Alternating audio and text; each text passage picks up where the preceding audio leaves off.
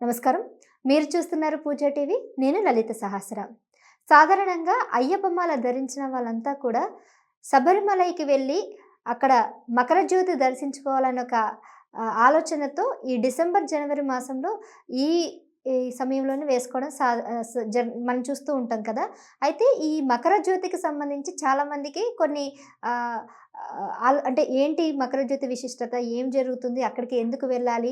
మరి ఇండియా మొత్తంలో ఎక్కడ లేని విశిష్టత శబరిమలయంలోనే ఎందుకుననే సందేహాలు మీలో ఉన్నాయి కదా! ఈరోజు ఆ సందేహాలు నివృత్తి చేసుకునే ప్రయత్నం చేద్దాం.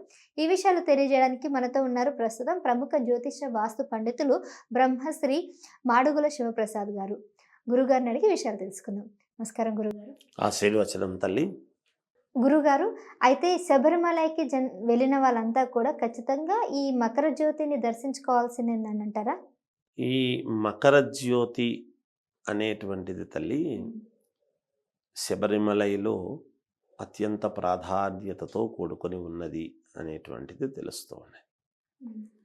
అయ్యప్ప మాల దీక్ష, ఒక దీక్ష అని అనుకున్నప్పుడు 41 రోజు వేసుకునేటువంటి వాళ్ళు, 108 రోజులు వేసుకునేటువంటి వాళ్ళు, ఇలా ఎన్నో సంవత్సరాలుగా ఒక పద్ధతి ప్రకారముగా మన జీవన గమనాన్ని ఒక మార్పు చేసుకోవాలి అని ఎవరికి వాళ్ళు నేను ఎలా ఉండాలి, నాకు కొన్ని జరగాలి అంటే నేను కొన్ని అలవాట్లకు దూరం ఉండాలి, వేరే విధంగా ఉండలేకపోతుంటాం. మనస్సు కదా, దాన్ని ఇంద్రియాలను కట్టడి చేసుకోవటం అనేటువంటిది చాలా కష్టమైన పని. అందుకనే ఇంద్రియాలను ఒక పద్ధతిగా మనం ఇంద్రియ శక్తి అనేటువంటి సాధించాలి అంటే మానవులకు అంత సులభమైన విషయం ఏమీ కాదది. ఏదో ఒక దాని మీద మనస్సు పీకుతుంది, ఏదో ఒకటి కావాలి అనిపిస్తుంది, ఎక్కడో ఏదో తిందామనిపిస్తుంది, అనేక రకాలుగా ఉంటాయి. ఈ ఇంద్రియాలను నిగ్రహశక్తిగా పెట్టుకోవాలి అంటే ఏదో ఒక రకమైనటువంటి ఒక విధానంలోకి మానవుడు వెళ్ళాలి. అప్పుడు మనకున్నటువంటిది ఏమిటి? భయము, భక్తి. ఎప్పుడైతే భయముతో భక్తిపూర్వకముగా ఈ రెండూ ఉండేటువంటి విధానంలో ఒక దీక్ష అనేటువంటి ఉంటాయి. దీక్ష దేనికోసము? ఒక భగవంతుడిని నమ్మికతో చేసుకోవడం. ఆ దీక్షలో ఏమైనా పొరపాటు చేస్తే మనకు ఇబ్బంది కలుగుతుంది అనేటువంటిది భయము కూడా ఉండాలి. అందుకే భక్తి, భయము, భయభక్తులు ఉన్నాయా నీకు అని ఒక పదం వాడతాం. ఏమిరా నీకు భయభక్తులు లేవా అని. అంటే భయము, భక్తి రెండూ ఉండాలి. భయం లేకుండా భక్తి ఉంటే అది భక్తి కాదు, అది ఉపయోగం లేదు. నాకు భయం మాత్రమే ఉంది, భక్తి లేదు అంటే కూడా కరెక్ట్ కాదు. దేనికి భయపడతాడు వాడు? మనిషికి భయపడడు, దైవానికి భయపడాలి. దైవానికి భయపడాలి అంటే దైవం మీద భక్తి ఉండాలి, అంతే కదా. అటువంటి భక్తితో కూడినటువంటిది ఎప్పుడైతే ఒక నిర్దిష్టముగా, ఒక ప్రణాళికాబద్ధముగా, ఒక సిస్టముగా, ఒక దీక్ష అనేటువంటిది పెట్టుకున్నప్పుడు ఈ దీక్ష పరిపూర్ణత్వం ఎప్పుడవుతుంది? మనము దేవాలయానికి వెళుతున్నాం. దేవాలయానికి వెళ్ళేటువంటి మనము అక్కడ దీపారాధన అనేటువంటిది చేయాల్సిన అవసరం ఏమిటి? మనము ఇంట్లో దీపారాధన చేస్తున్నాముగా, దేవాలయంలో ఎందుకు దీపారాధన చేయాలంటున్నాం? అంటే దేవాలయానికి మనం ఒక్కరే వెళ్ళం, మన కుటుంబ సభ్యులు మాత్రమే వెళ్ళం. అనేక రకాల మంది వస్తారు దేవాలయానికి. వచ్చినప్పుడు ఆ దీపాన్ని చూస్తారు. అది ఎవరు వెలిగించారు అనేటువంటిది తర్వాత సంగతి. ఎవరు వెలిగించినా అక్కడ వెలుగుతూ ఉండేటువంటి దీపాన్ని ఎప్పుడైతే చూస్తారో, ఆ దీపాన్ని చూసినందుకు గాను, అందరూ చూసినందుకు గాను అబ్బా దీపాలు పెట్టారు దేవాలయంలో అని ఒక మాట అనుకున్నా, చూసిన మాత్రము చేతనే వెలిగించినటువంటి వాళ్లకు, వెలిగించిన వాళ్ళ కుటుంబానికి మేలు జరుగుతుంది అని శాస్త్రంలో చెప్పబడి ఉంది. అందుకని కదా మనము మామూలుగా ఇప్పుడు కార్తీక మాసము రాగానే దీపాలు వెలిగించాలి అంటే ప్రతి ఇంటి ముందు దీపాలు వెలిగేటువంటివి ఎంతోమంది చూస్తారు. పశుపక్ష్యాదులు చూస్తాయి, చీమలు చూస్తాయి, దోమలు చూస్తాయి, ప్రతి ప్రాణి చూస్తుంది. కదలిక ఉండేటువంటి ప్రతి ప్రాణి కూడా ఎప్పుడైతే చూస్తుందో వాటి వలన, ఆ వెలుగు వలన కదిలేటువంటి ప్రతి ప్రాణికి అది ఆధారం అవుతూ ఉన్నది.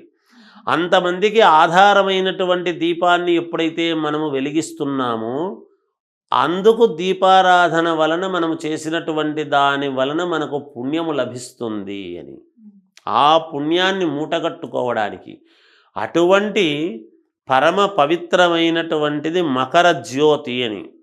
ఆ మకర జ్యోతి అనేటువంటిది అందరూ నెయ్యి తీసుకువెళ్ళి, ఆవు నెయ్యి తీసుకెళ్ళి ఇచ్చి చేసి, ఆ ఆవు నెయ్యితో ఎప్పుడైతే మకర జ్యోతి అనేటువంటిది అక్కడ వెలుగుతూ ఉన్నదో దాన్ని దర్శనము చేసుకుంటారో వీళ్ళ యొక్క దీక్ష పరిపూర్ణముగా, దీక్ష చేసినందుకు గాను వీళ్లకు సత్ఫలితాన్ని భగవంతుడు జ్యోతి ద్వారా, వెలుగు ద్వారా వీళ్లకు ఆశీర్వచనము తెలియజేస్తున్నాడు అని.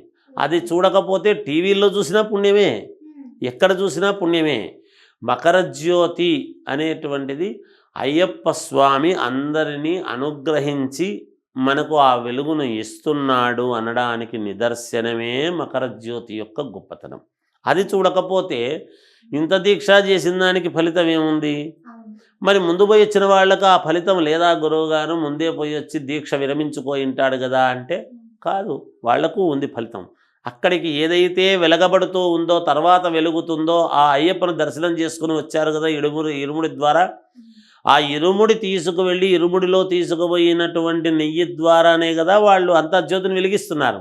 అందుకనే కర్త కారయిత చేయవా ప్రేరకస్య అనుమోదక అని.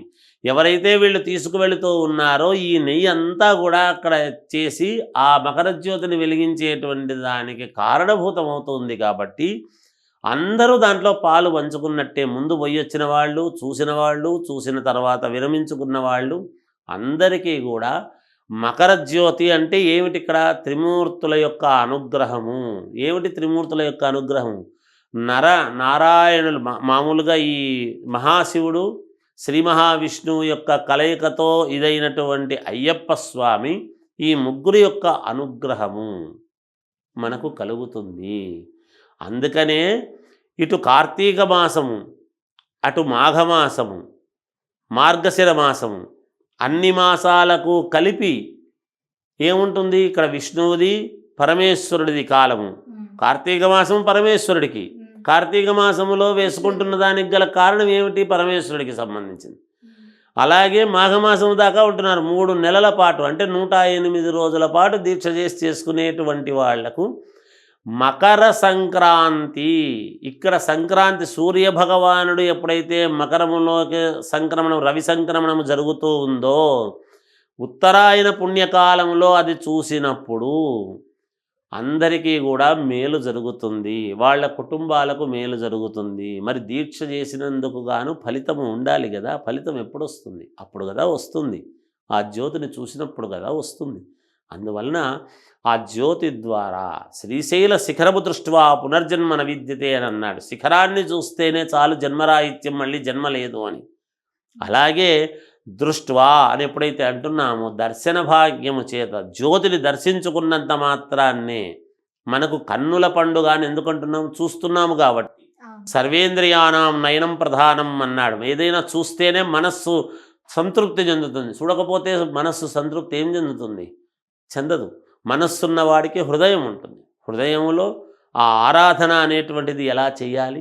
భక్తితో ఎప్పుడైతే వీళ్ళు భయముతో, భక్తితో వీళ్ళు ఎప్పుడైతే అయ్యప్ప స్వామి కొండ నడుచుకుంటూ వెళ్ళి అక్కడ ఇరుముడి కట్టుకొని ఇచ్చి వాళ్ళందరూ చేస్తే, ఆ అయ్యప్ప స్వాములు చేసేటువంటి దాని వలన యావత్తు లోకానికి, జగత్తుకంతటికీ కూడా మకర జ్యోతిని చూసినటువంటి పుణ్యఫలం ఒక రకంగా అందరికీ అందిస్తున్నారు కదా.